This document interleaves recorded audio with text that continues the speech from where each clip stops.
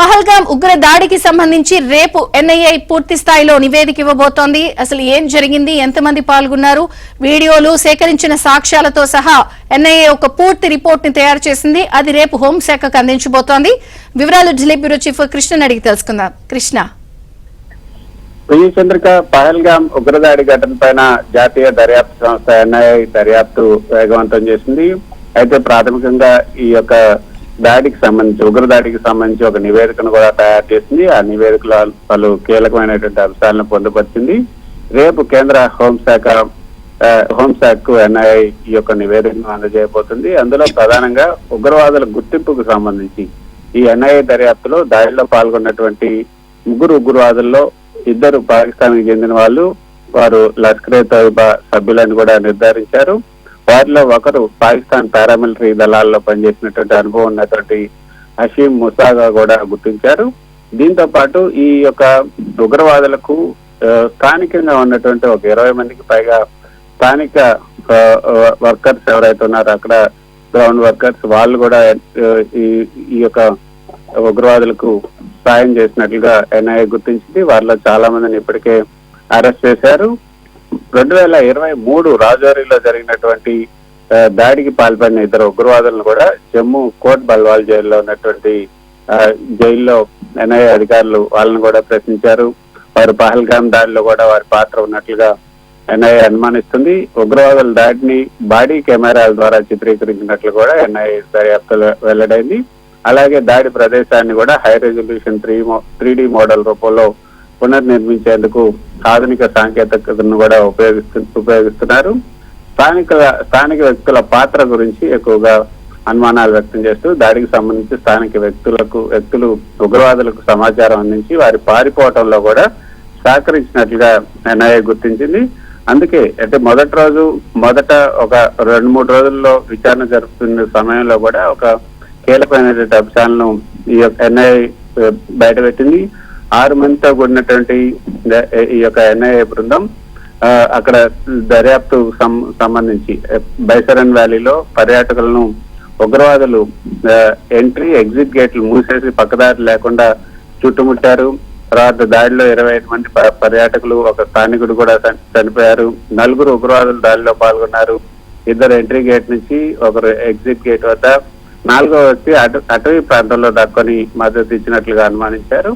Exit gate వద్ద మొదట కాల్పులు జరపడంతో భయంతో పర్యాటకులు ఎంట్రీ గేట్ వైపు పరిగెట్టారు. అక్కడ ముందుగానే 2 ఉగ్రవాదులు సిద్ధంగా ఉన్నారు. ఆ తర్వాత ఉగ్రవాదులు మహిళలను, పురుషులను వేరు చేసి హిందువులను, ముస్లింలను అంటూ చేసి వాళ్ళను కాల్చి చంపారు. తర్వాత ముస్లింలు కాదు అని అనుమానం వచ్చిన వారి చేత కల్మా కూడా చదవాలని వాళ్ళు ఆదేశించారు.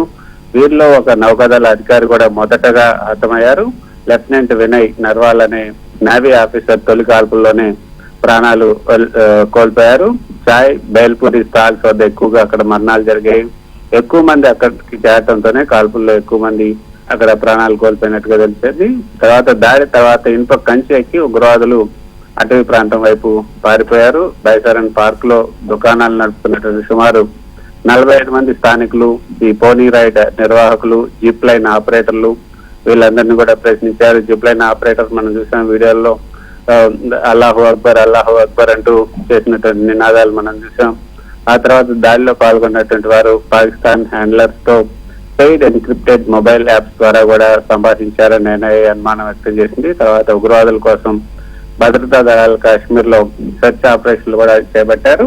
అయితే తాజాగా ఈ పహల్గాం ఘటన వెనుక లష్కరే తోయిబాతో పాటు పాక్ ఆర్మీ, ఐఎస్ఐ హస్తం ఉన్నట్లుగా ఈ ప్రాథమిక దర్యాప్తులో తేలింది. దానికి సంబంధించినటువంటి నివేదికనే ఈ రేపు కేంద్ర హోంశాఖ వర్గాలకు ఇవ్వబోతున్నాయి. పహల్గాం ఉగ్రదాడిలో కీలకంగా వ్యవహరించినటువంటి 2 పాకిస్తాన్ ఉగ్రవాదులు హష్మీ ముషా అలియాస్ సులేమాన్, అలీబాయ్ అలియాస్ అలీబాయ్ తల్హాబాయ్, వీళ్ళిద్దరూ కూడా పాకిస్తాన్ లో ఉగ్రవాద నేతలతో సంప్రదింపులు జరిపినట్లుగా కూడా గుర్తించింది. సో ఈ వివరాలన్నీ పొందుపరిచి రేపు ఎన్ఐఏ నివేదిక ఇవ్వబోతుంది. అదేవిధంగా ఇందాక మీరు చెప్పినట్లుగా మరికొద్ది సేపట్లో ప్రధాని మోదీని జమ్మూ కాశ్మీర్ సీఎం ఒమర్ అబ్దుల్లా కలవబోతున్నారు. ఆ సమావేశంలో ప్రధానంగా అక్కడ ఉన్నటువంటి తాజా పరిస్థితుల మీద చర్చలు జరగబోతున్నారు. ఇంకా భద్రతను పెంచేందుకు తీసుకోవాల్సిన చర్యలు ఏంటి అన్న దానిపైన కూడా ప్రధాని మోదీతో ఉమర్ అబ్దుల్లా మాట్లాడబోతున్నారు. ఇటీవల అక్కడ జమ్మూ కాశ్మీర్ లో జరిగినటువంటి అసెంబ్లీ సమావేశాల్లో కూడా ఈ ఉగ్రదాడి పైన తీర్మానాన్ని చేశారు, ఉగ్రదాడిని ఖండిస్తూ. అదేవిధంగా ఈ ఉగ్రదాడిని అడ్డం పెట్టుకొని నేను స్పెషల్ స్టేట్ హోదా అంటే రాష్ట్ర హోదా జమ్మూ కాశ్మీర్ కోరబోనని కూడా ఆయన చెప్పారు.